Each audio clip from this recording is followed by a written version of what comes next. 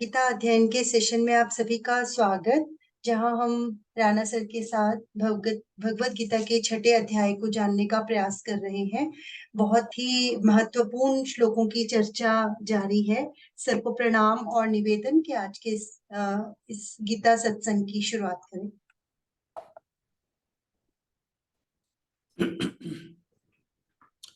ओम वसुदेव सुतं देवं कंसचाणूरमर्दनं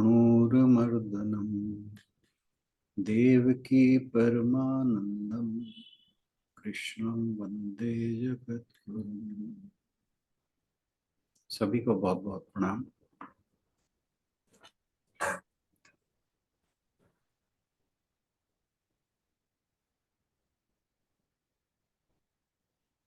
हम गीता जी के छठे अध्याय पर चर्चा कर रहे हैं और हमने कल किया था श्लोक नंबर 33, जिसमें भगवान श्री कृष्ण के द्वारा जो भी ध्यान संबंधी विधि बताई गई थी उसके ऊपर एक प्रश्न उठाते हैं अर्जुन। और अर्जुन क्या कहता है? योयम योगत्स्व प्रोक्तम साम्येन मधुसूदन, कि ये जो आपने योग बताया है इसमें सभी प्रकार के योग आ गए। मेनली तो ध्यान योग है, परंतु ध्यान योग तक पहुंचने के लिए हमें सारे योग जो हैं उनके द्वारा ही जाया जाता है। और का एत स्याहम न पश्यामि, मुझे ऐसा कुछ दिखाई नहीं देता। चंचलत्वात् स्थितिम स्थिराम, कि जो ये चंचल मन है वो इस स्थिति को स्थिर नहीं रहने देता।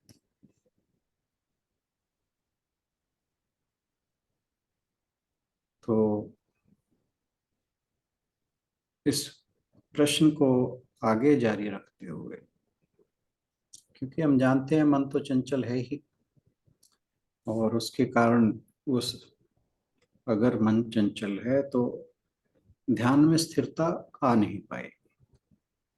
अब इस प्रश्न को जो उसने कल उठाया था उसे और अच्छे शब्दों में और अच्छे से क्लियर करते हुए, ताकि जो आम जन है, हमारे जैसे अज्ञानी लोग भी हैं, वो भी समझ जाएं कि अर्जुन क्या कहना चाह रहा है।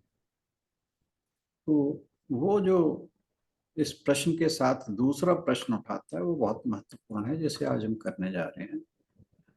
और श्लोक नंबर 34, इससे पहले हम इस पर चर्चा करें, आशुभैंस से अनुरोध के श्लोक जरा पढ़ते। जी सर। सर इसमें एक वर्ड आया है बल वह, ये पहले लाइन का लास्ट, इसे कैसे प्रोनाउंस करेंगे सर? बलवदृढ़म।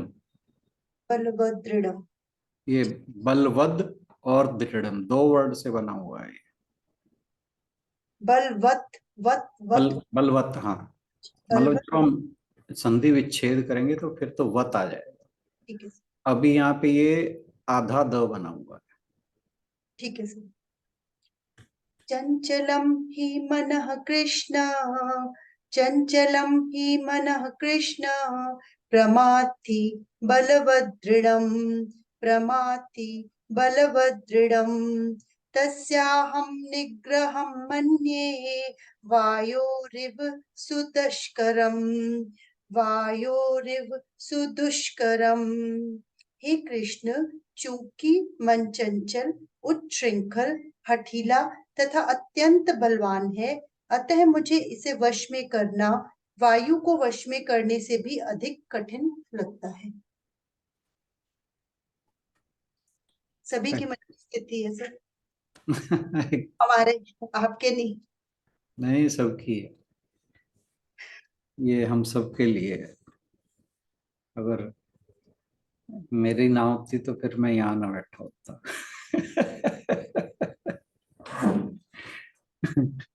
अर्जुन का चरित्र जान के ना हम थोड़े से अपने आप को रिलैक्स कर लेते हैं कि जब अर्जुन को ऐसे हो जाता है तो हमें भी हो रहा है तो कोई बात नहीं। एक्चुअली बात फर्क पता है क्या है अर्जुन में और हमारे में, ये तो ठीक है। एक्चुअली अर्जुन जो है वो हमारे लिए एक माध्यम बना हुआ है। और हम में और अर्जुन में डिफरेंस क्या है वो मैंने पहले भी कहा था कि अर्जुन को ये 2-2.5 घंटे में सब कुछ क्लियर हो गया था। हमें 2-2.5 जन्म में भी हो जाए तब भी कम कम है ना, ये फर्क है। तो अर्जुन के साथ हम अपना कंपैरिजन नहीं कर सकते। हाँ, अर्जुन जो है वो हमारे लिए रास्ते खोल रहा है कि जो भगवान जी कहे जा रहे हैं वो तो कहते जाएंगे, उन्हें तो, वो तो भगवान है, उन्हें तो पता है सब कुछ क्या है, ब्रह्म विद्या क्या है, ब्रह्म ज्ञान क्या है, आत्म ज्ञान क्या है। वो तो चाहते तो वो कुछ ही मिनटों में उसे समझा देते। लेकिन अर्जुन का पात्र जो यहाँ है वो हम सब के लिए महत्वपूर्ण है। अगर अर्जुन गीता में उसको एब्सेंट कर दिया जाए हमें गीता समझ नहीं आ सकती। तो अर्जुन जो है वो भगवान जी ने जानबूझ के हमारे लिए डाला ताकि हम सबको गीता अच्छे से समझ आ जाए। खैर तो हम बात कर रहे थे कि पिछले श्लोक में भगवान जी ने अर्जुन ने कहा था कि ये जो आपने योग बताया ना इसमें स्थिर रह पाना बड़ा मुश्किल है।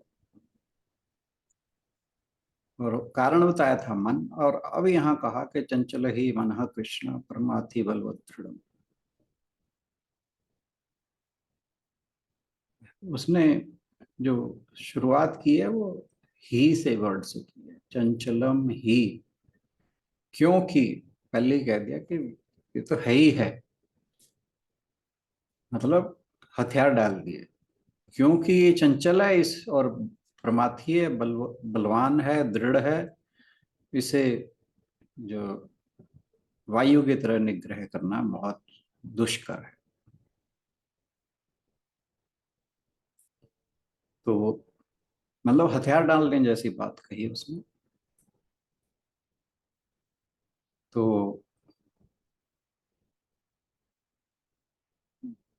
जो मन है एक्चुअली हमारा, उससे हमारे अंदर चिंतन की शक्ति, स्मरण शक्ति, निर्णय लेने की शक्ति, बुद्धि, विवेक, एकाग्रता, दूसरों से व्यवहार और अंतर्दृष्टि, ये सारी चीजें जितनी भी हैं ये एक मन ही है जो मनुष्य को इसके लिए, इन सब के लिए सक्षम बनाता है। और यहाँ भगवान जी को कहा कि हे कृष्ण चंचलम ही मनः कृष्ण। कृष्ण हम पहले भी चर्चा कर चुके हैं। कृष्ण का एक अर्थ होता है आकर्षण, आकर्षित करना। तो वो कह रहे हैं कि हे प्रभु, जब तक मन की चंचलता को आप आकर्षित नहीं करेंगे, खींचेंगे नहीं, तब तक मन वश में नहीं हो सकता। एक किस्म से वो भगवान से आग्रह कर रहा है कि मेरा मन आप ही, जो चंचलता है इसकी, वो आप ही ठीक कर सकते हैं। तो ये हम सबके लिए बड़ी इंपॉर्टेंट बात है कि हम मन के ऊपर जितने मर्जी पहरे लगा लें, मन वश में नहीं आने। मन को केवल प्रभु की कृपा के द्वारा ही वश में किया जा सकता है। और कठोपनिषद में एक बात आई है कि यमे वैश्य वृणुते तेन लभ्य, कि वे उन्हीं को प्राप्त होते हैं जिन्हें भगवान स्वीकार कर लेते हैं। यानी भगवान उसी को प्राप्त होते हैं जिसे भगवान चाहते हैं। तो इसीलिए वो अर्जुन जो है उसे पता है कि भगवान कृष्ण ही ऐसा कर सकते हैं कि हमारे मन को वो वश में करें। तो हमें भगवान के को सदा प्रार्थना करनी चाहिए कि हमारा मन वश में रहे। तभी तो ये है कि हर समय भगवान को याद रखें, ताकि मन इधर इधर उधर ना भागे। मन को अगर अगर हम भगवान का जो भी हम अपना कर्म कर रहे हैं, अगर हम उस कर्म करते करते भगवान का नाम याद रखेंगे, तो आप सोचिए कि क्या हमारा मन कहीं और जा सकता है। इसीलिए वो भगवान से प्रार्थना करें। अब यहाँ पर मन के बारे में जो बातें इस श्लोक में कही गई हैं, वो चार बातें कही गई हैं। एक तो चंचल, एक प्रमाथी, एक बलवान और एक दृढ़। अब जैसे हमारे आंखों की पलकें चंचल हैं, ऐसा ही मन है। पारा पारा भी ऐसे ही बड़ा चंचल होता है। आपने अगर कभी हाथ में लेके रखा देखा हो या किस चीज में, तो वो जरा भी नहीं टिकता। और जब हम ध्यान का अभ्यास करते हैं, तो जो मन का विक्षेप है, वो उसमें ध्यान में हमें टिकने नहीं देता। और ये कितना चंचल है, ये तो हम सारे ही जानते हैं। 1 मिनट के लिए हम कुछ सोच रहे होते हैं, तो दूसरे मिनट के लिए हम सोचेंगे कि अमेरिका में क्या हो रहा है, दिल्ली में क्या हो रहा है, दिल्ली से फिर सोचेंगे कि न्यूजीलैंड में क्या हो रहा है। मतलब never know where it goes, हर समय चलता ही रहता है। एक विचार से दूसरा विचार, दूसरे से तीसरा, हर हर क्षण इसके मन में जो विचार आते हैं वो बदलते रहते हैं। जैसे बंदर पेड़ पर उछल कूद करता है, एक टिक के नहीं बैठता। बहुत सी उपमाएं दी गई हैं। किसी का मन कितना चंचल है, वो हम दूसरे की आंखों को देख के भी बता सकते हैं। जितनी किसी व्यक्ति की आंखें इधर उधर जा रही होंगी, तो सोचिए कि उसका मन बहुत ज्यादा चंचल है। हालांकि हमारा भी ऐसे ही हो रहा होगा। अब मन की चंचलता के कारण होता क्या है कि हमारे कोई भी काम कर रहे होते हैं उसमें एकाग्रता नहीं आती। एकाग्रता नहीं होगी तो जो हम काम करने बैठे हैं, मन दूसरी जगह चला जाएगा, वो काम छूट जाएगा, वो पूरा नहीं होगा। तो काम जो है वो अधूरे रह जाते हैं। हमारी इंद्रियां जो हैं वो शिथिल हो जाती हैं मन के कारण। बुद्धि या विवेक वो हार जाता है। तो जो मन एकाग्र ना हो, उससे ना तो उसमें ना ज्ञान आएगा, ना भक्ति होगी, ना कर्म होगा, ना जप तप यज्ञ यज्ञ आदि होंगे। किसी भी चीज की पूर्णता उसमें नहीं आ सकती जब तक मन एकाग्र ना हो। और दूसरी बात कि ऐसा है कि मन में जब काम वासना जागती है, राग द्वेष जागते हैं, तो जो वीर लोग हैं, बहुत वीर पुरुष कहा जाता है, या जैसे तपी का तप तपवान लोगों को कहा जाता है। जैसे विश्वामित्र जी की बात होती है कि वो इतना तपोबल था उनके अंदर, फिर भी वो एक अप्सरा के द्वारा उनका मन विचलित हो गया। तो ये वीर पुरुषों को भी विचलित कर देता है। इसी कारण इसे प्रमाथी कहा जाता है। जैसे प्रमाथी, ये वर्ड जो है ना, मथनी से आया है। मथनी जो हम यूज करते हैं ना उसके लिए, दही मथने के लिए। जिस प्रकार दही के कण कण को ये मथ देती है मथनी, उसी प्रकार जो मन है हमारी सारी इंद्रियों को मथ देता है। और फिर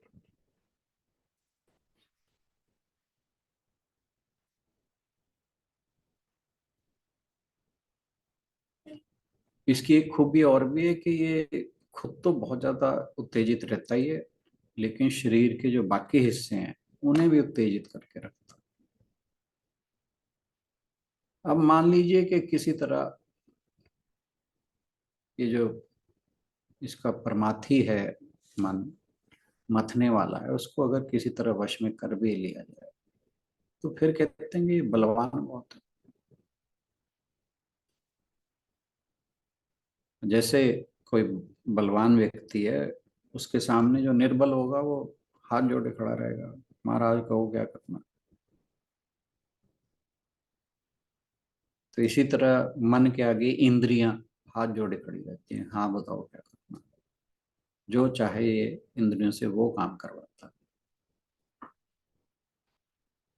तो और फिर दृढ़, जिद्दी,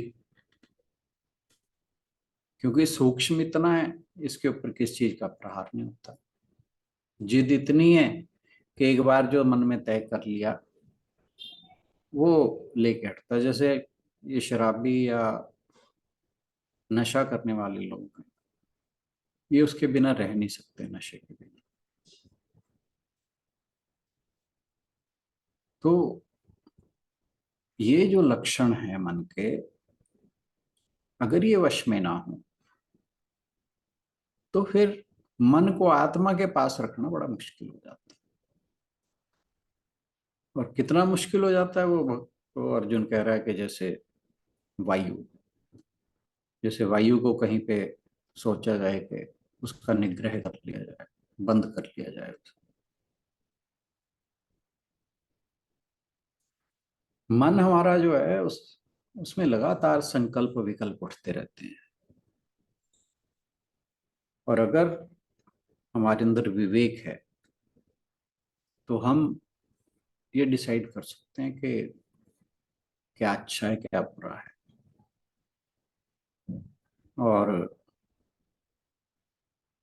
इसी प्रकार भक्ति में, भक्ति के अंदर मन जो है उसको प्रेशर, उसको शुद्ध किया जाता है। वर्ड प्रॉपर मैं प्रोनाउंस नहीं करना कर पा रहा, उसका मतलब शुद्ध होता है परिष्कृत, परिष्कृत, यस। वो भगवान के चरणों में अपने आप को लगा के धीरे धीरे मन शुद्ध होने लगे। सारा दिन भगवान की याद में रहना, भगवान को सजाना, कपड़े पहनाना, उनकी पूजा अर्चना करना, ये जो भक्ति मार्ग के लोग हैं वो इस तरह से अपने मन को शुद्ध करते हैं। क्यों? मन फिर कहीं और जाता ही नहीं। और फिर एक समय ऐसा आता है जब भगवान ऐसे व्यक्तियों को दर्शन देते हैं। अब मन जो है उसकी ये एक कैरेक्टरिस्टिक है कि वो, उसको नियंत्रित करने का कोई भी प्रयास होगा उसका विरोध करता है। जैसे एक जंगली घोड़ा है, उसे लगाम पहनाने की कोशिश करो तो वो ना तो लगाम पहनता, ना काठी रखने देता, ना अपने ऊपर किसी को बैठने देता। हाँ, लेकिन अगर कोई जो सवार है वो सधा हुआ है तो वो फिर जंगली घोड़े को भी काबू कर लेता। तो इसका मतलब क्या हुआ कि काबू मन को भी किया जा सकता है।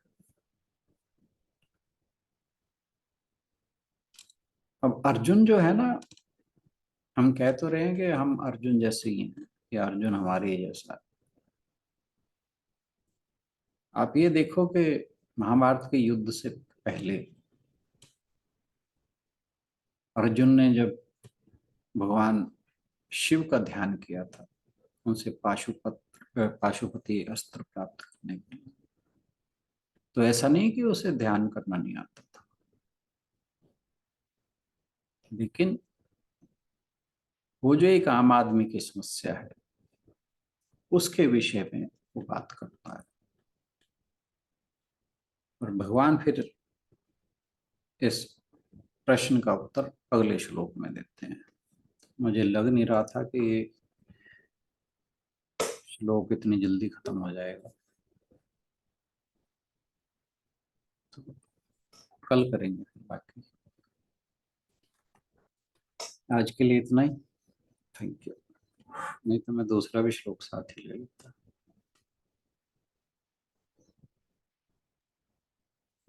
धन्यवाद राणा सर।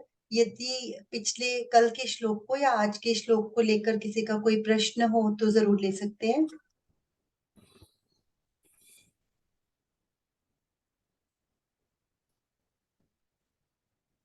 चलिए फिर इसी के साथ समापन की ओर बढ़ते हैं। अभी तो बहुत टाइम पड़ेगा शायद। कोई इस कहानी सुना दूं? जरूर सर।